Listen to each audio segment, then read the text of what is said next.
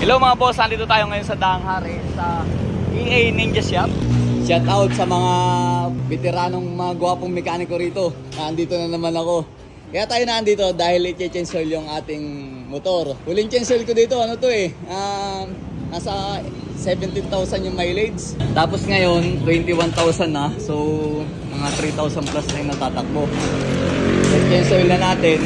Kaya mapansin nyo dito parang may barracks. Sasabit yung ating, piniprepare na nila yung tali.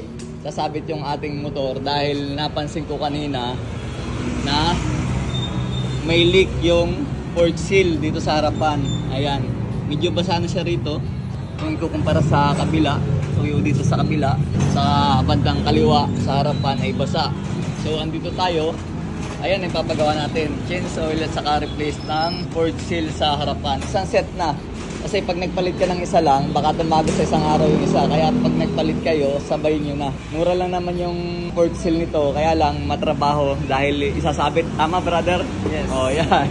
Isasabit yan para mahugot yung dalawang port.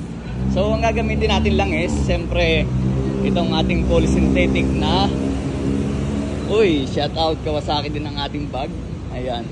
Polysynthetic na Dino oil. Motorcycle na 100% polysynthetic. Brother, ilan na yan liters? 4.5? 4.2? Sobra na to. 4.2 ang kailangan.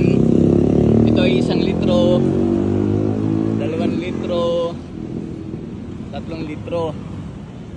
Meron dito na 800. 2,800, kaya pag pinagsama yan is 4.6 liters. So 4.2 lang kailangan natin. Sobra na. Merong ganito na 800 grams, ayan, kaysa 1 liter dahil hindi pare-pares yung motor. Kung halimbawa ito, yung mga 100cc, pwede ng 800 ml lang ang kailangan. Pag naman mga 125 o kaya 150cc, ito pang 1 liter yan. Ayan, nakahang ating motor. Oh, basang-basa na, no? Lakas. Oh, lakas. Pero sa kabila, wala. Ito yung gulong natin, yung ating disc tire. Wala na yung sulat eh. Ito, ayan o. Tabura na. Ang kapal pa rin o. Ang natatakbo nito siguro mga 12,000 na. Parang bago pa rin pero nung kinabit ko ito, nasa 12,000 na natatakbo. Siyempre, nakaabang na yung pang-drain nila. Pina-priority lang yung pagtanggal ng fork kasi mas matrabaho yun. Magkakaiba ng trabaho rito. Pagkatapos i-repack yung oil seal sa harapan, kinakabit na niya. Tapos si brother naman, sinasali na yung ating Dino oil. Polysynthetic yan.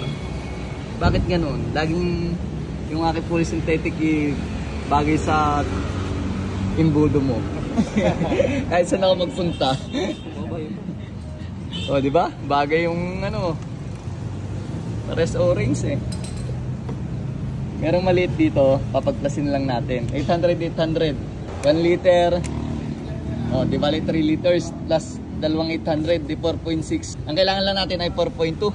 O, sobra pa ng 400. Ito, mas maliit ang iba eh. Ito. Yan, dalawang yan maliit. Malaki pang makina ko sa kotse. Ha? Kasi yung kotse, di ba, 3.5 lang minsan? O 4 liters, ito 4.5. Busog na busog kasi oh. Supercharged pa.